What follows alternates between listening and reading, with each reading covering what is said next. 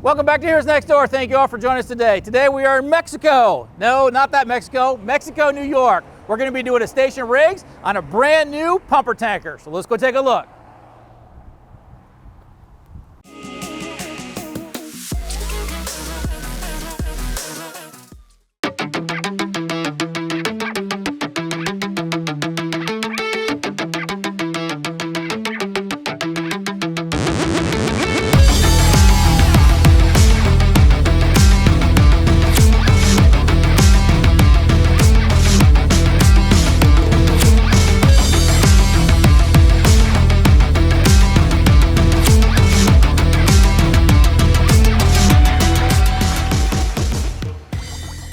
We're going to be meeting up with Patrick. He is one of their firefighters and the EMS coordinator, I believe, correct? Yep.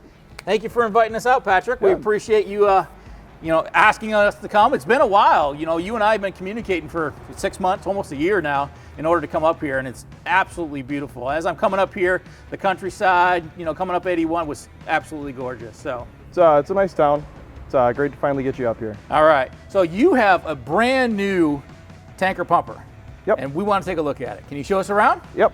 We just took delivery of this Freightliner tanker pumper in late May, early June. It's just getting into service.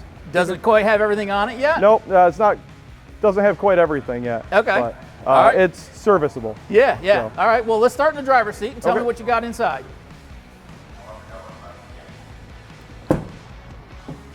So it looks like a 2-man or a 3-man crew? So ideally 2.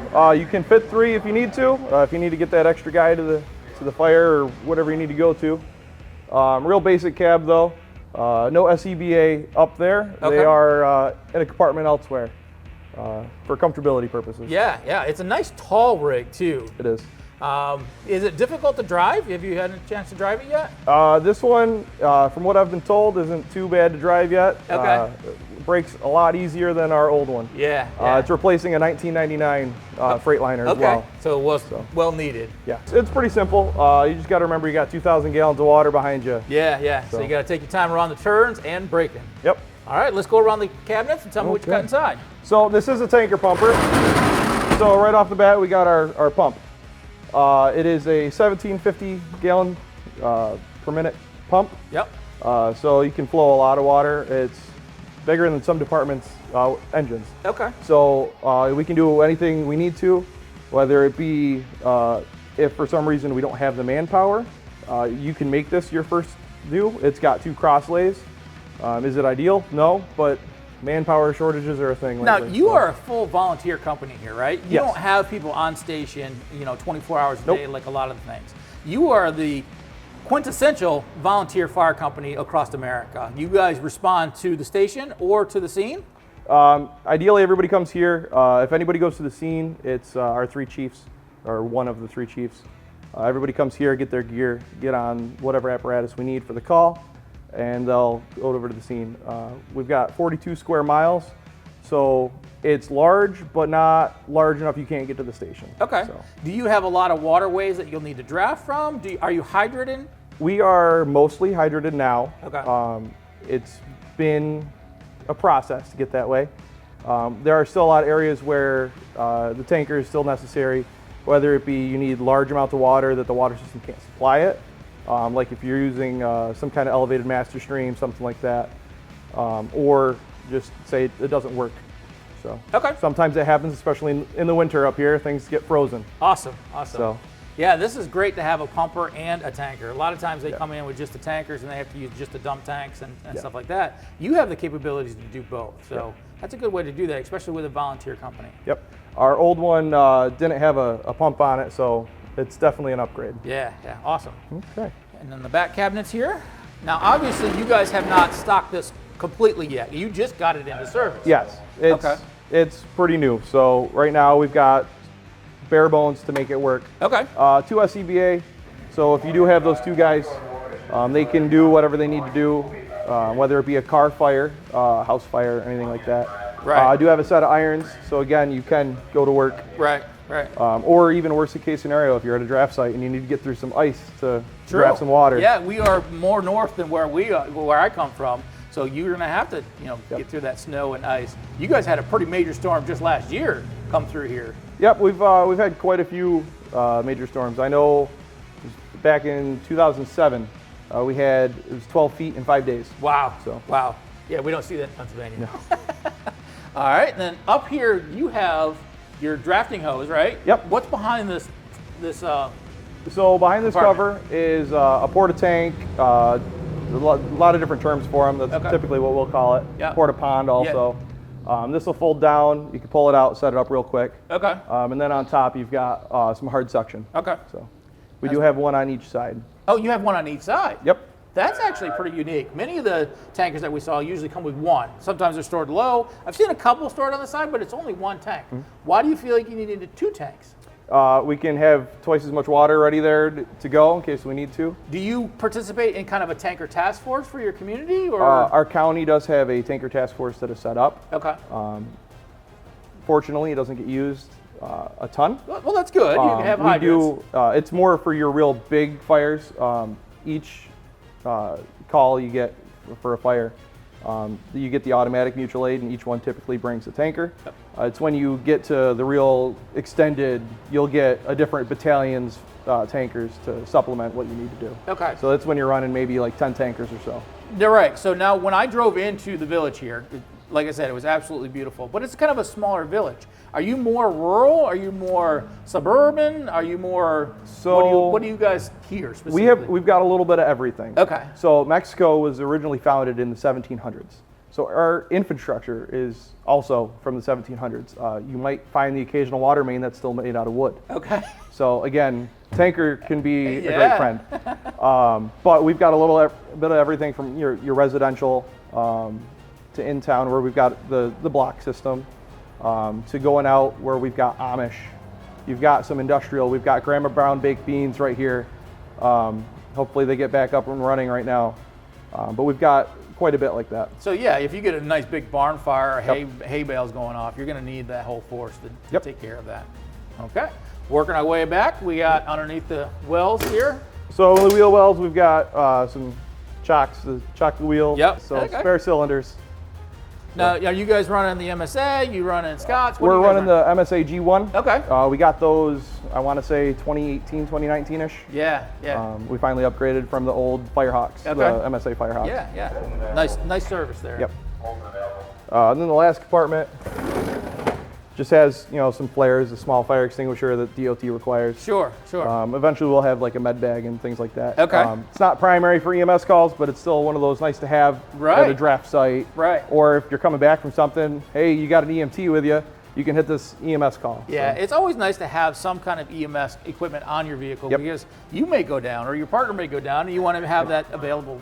Cardiac is the #1 killer of firefighters. Yeah. So you always want to, at bare minimum, have that AED and things like that. Yeah, so. Awesome. Now this is the working end of this truck. Yep. So tell me what we see here. The viewers may not understand what we're looking at. So what you're looking at here, underneath the red cover, we've got our large hose that we can supply the apparatus with. So your typical 5-inch that you pull off the top of an engine, you can hook up to a hydrant. So we can either use that to fill this off a hydrant. We can, again, it's got a pump, so I can feed an engine. Anything you need to move large amounts of water for. Okay.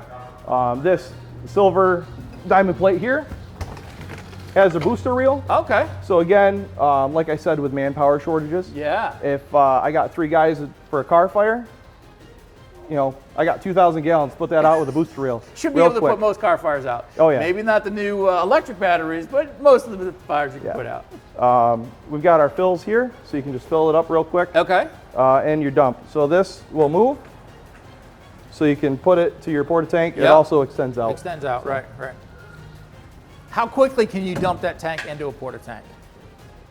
How long is it, on a typical thing, how long does that normally take? I'd say just a couple minutes. It doesn't take much. Okay.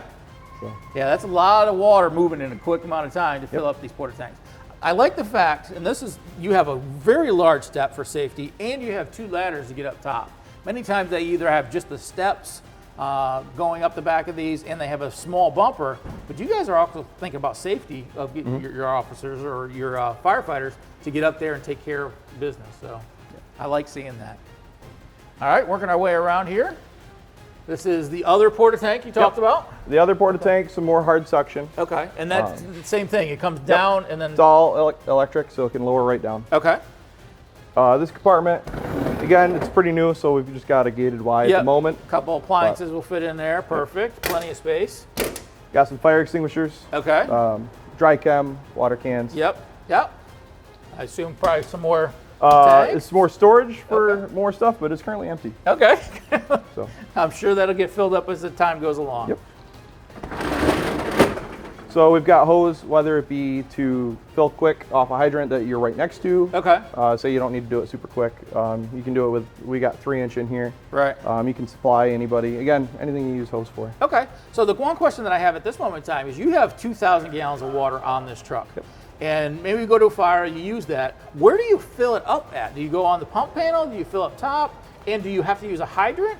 So we can fill, like for right now, if we come back empty, there's a fill up top, there's a hose I can lower down and just let it go. Okay. I can hook it up to a hydrant and fill off that, or with the hard suction, we could put it into a pond, river, lake, anything like that, and pull the water into the tank. That's awesome. Okay. It looks like you got a couple of flashlights. Yep. Some flashlights, some spanner wrenches. Okay. And then the other side of the pump panel with our 2 cross lays. Okay. So.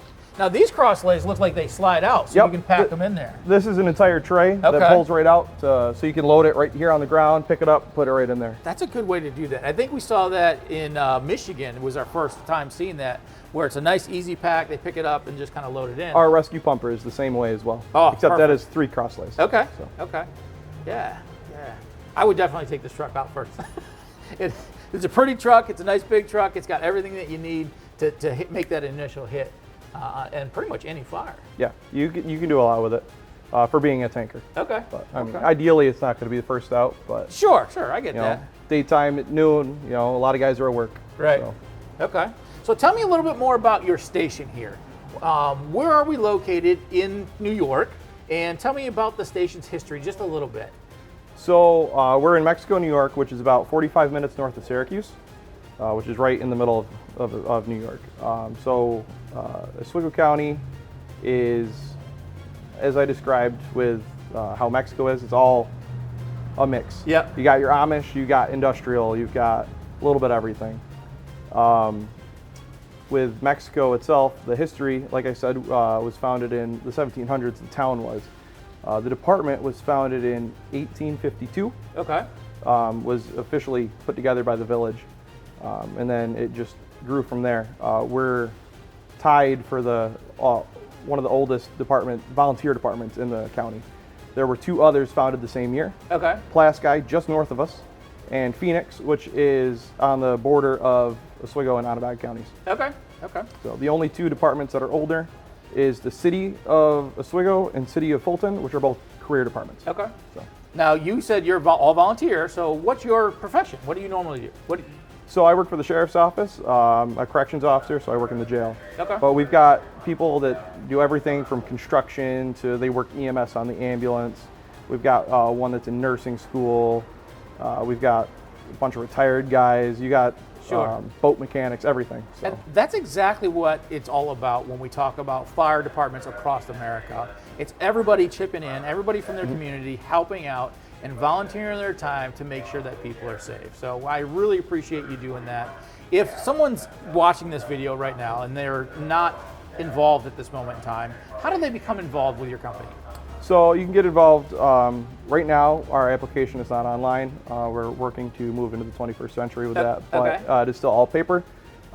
Easiest way right now is to show up on a Thursday night because that's our drill night. Okay. You can always get one that night, fill it out. You can turn it in whenever. Do they need to have the education to come, or can they come with no knowledge of firefighting? Nope. You can do all your training between here and the county fire school. Okay. So there's no requirements necessary. Okay. So awesome. So if you guys are watching, definitely come down on a Thursday night. What time? 6 o'clock? About 7. About 7 o'clock.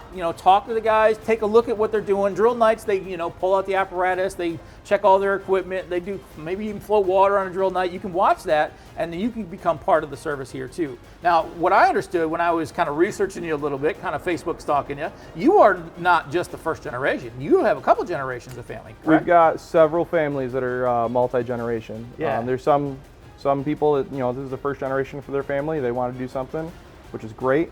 Got a couple of second generation families and a good handful of third generation.